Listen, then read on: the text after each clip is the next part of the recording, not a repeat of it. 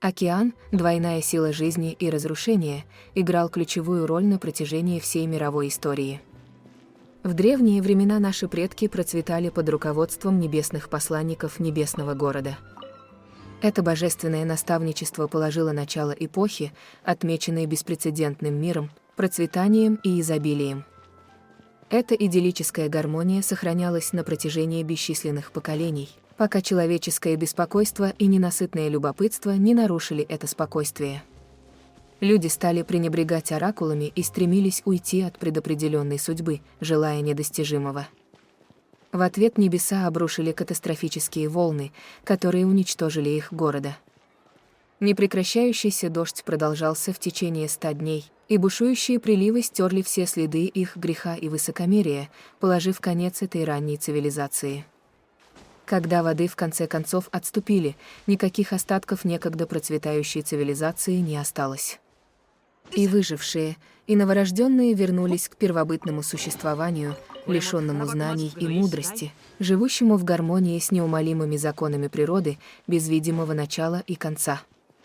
Проходили эпохи, империи возвышались и падали, а потомки этих древних народов томились в невежестве и суевериях. Только с приходом короля Рема в страну Фонтейн цивилизация и порядок были восстановлены.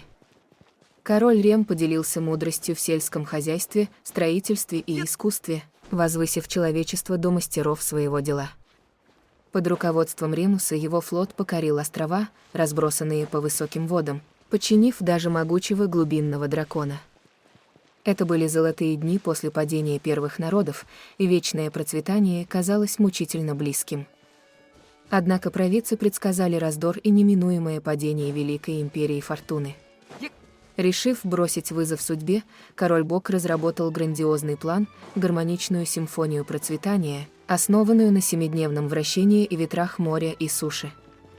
Он верил, что пока во всех городах звучит этот величественный гимн, они смогут избежать суда судьбы и обрести вечное блаженство. Но, как мудро заметили древние писатели, океаны поднимутся, империи падут, и единственной константой будут перемены. В мире, где море одновременно питало и разрушало, судьба королевств всегда оставалась неопределенной. Отдавая дань уважения Ремурии и ее вечному правителю Ремусу, который властвовал над всем под небесами как вселенский Хормост, нельзя не восхищаться богатством и великолепием, которые когда-то украшали ныне забытый вечный город. Даже в глазах самых эрудированных ученых его величие остается беспрецедентным.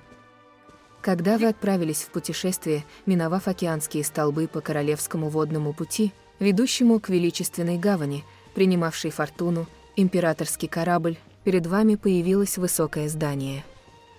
Башня Ремурии, вместо того, чтобы служить проводником божественных пророчеств, имела более прагматичную цель – направлять мореплавателей, пересекающих коварные воды между островами. Легенда гласит, что эта башня находилась на границе между реальностью и мечтами.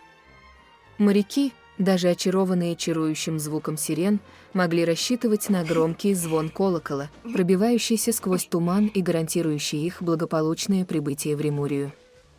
Продолжая идти по величественному фарватеру к Мачимос, дому доблестных ремурианских воинов, можно было встретить грандиозные храмы и арены, высеченные из колоссального камня, в память о доблести и триумфах города. Высокие стены, украшенные глазурованной мозаикой и позолоченными украшениями, окружали город, а землю украшали бронзовые и мраморные статуи. Рынки были переполнены сокровищами со всего мира, что свидетельствовало о процветании Ремурии. Путешествуя по Махимос, вы достигнете Капитолия, самого сердца Ремурии, где восхитительные ароматы и сладкозвучные мелодии наполняют воздух. Это царство было приютом для художников, принимая только самых выдающихся интеллектуалов и музыкантов, а немногие избранные служили королю-богу. Театры и дворцы представляли собой архитектурные чудеса, отличавшиеся замысловатой резьбой и увенчанные золотым дворцом, поддерживаемым высокими медными колоннами. Здесь король, укрывшийся в центре дворца, внимательно вслушивался в каждую ноту и мелодию, доносившуюся из каждого уголка его царства. При малейшем намеке на разлад Король-бог деликатным перебором струн восстанавливал гармонию симфонии своей империи.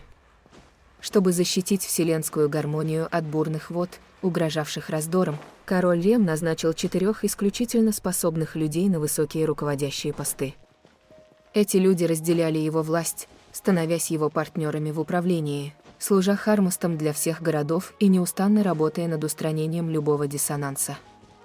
Стремясь распространить эту гармоничную симфонию по всему миру, он построил обширные водные пути, по которым мелодии вечными волнами доносились от Капитолия до каждого уголка, расположенного над высокими водами. Тем не менее, указ судьбы оставался непреклонным, и даже богоподобные существа оказались не в состоянии ему бросить вызов. Попытка обойти это предопределенное решение считалась смертным грехом, и среди проступков короля-бога не было ничего более тяжкого, чем его попытка наделить смертных божественной силой. Это высокомерие в конечном итоге привело к коррупции, упадку, насилию и восстаниям. Судьба в своей непостижимой мудрости часто использует тех, кто восстает против нее, для исполнения ее собственного замысла. Таким образом, в роковой день расплаты Ремурия великолепный бессмертный город встретила неумолимую гибель. Сегодня мелодия короля-бога эхом звучит только в стенах Капитолия, и его некогда могущественное правление подошло к концу. Как провозглашали древние мудрецы, океаны вздымаются, империи рухнут, и только перемены остаются вечной константой. В своей невинности люди когда-то верили в вечное правление короля Рема и его вечного города, и эта вера столь же непоколебима, как и колоссальные скалы, образующие священные кольцевые ритуальные места. Но у судьбы были другие планы. В один роковой день земля рухнула в одно мгновение, опрокинув высокий шпиль и поглотив его колоссальными волнами рядом с большим залом с колоннами.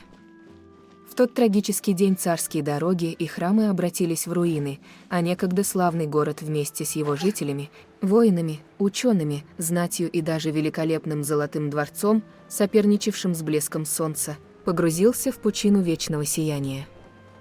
Это был момент, который разрушил иллюзию их вечности. Слава нашему благородному мореплавателю, повелительнице рек и морей и царице всех вод. Пусть она соблюдает закон и правит долго. Мир теперь окутывает владение Фонтейна и его жителей под небесами. Когда королевский город пал, его великая держава рухнула, а те, кто остался над поднимающимися водами, балансировали на грани хаоса и забвения. Именно наша благородная королева подавила межплеменные конфликты и основала новые города вокруг текущих источников, положив начало миру, управляемому неприходящими законами, которые действуют и по сей день. История Ремурии уже отошла в область легенд и суеверий. Это угасание отчасти связано с катастрофическим и беспощадным характером катастрофы, унесшей жизни не только города, но и ученых и литературы, которые могли сохранить память о ней. Еще одним фактором, способствующим этому, являются преднамеренные искажения, распространяемые загадочные исследователи, утверждавшие, что являются потомками ремурийцев. В некоторых сохранившихся фольклорах даже самые уважаемые древние ученые изображались как колдуны, заключавшие души смертных в специально созданные магические големы, заставляя их служить себе. Это правда, что ремурианцы действительно создали таких жутких големов, остатки которых до сих пор можно найти в руинах. Тем не менее, это можно объяснить моральным разложением, которое преследовало Ремурию в последние дни ее существования. Люди отказались от своих благородных обязанностей в пользу гедонизма и упадка, приняв насилие, причиняя вред другим, и в конечном итоге сами встретили насильственный конец.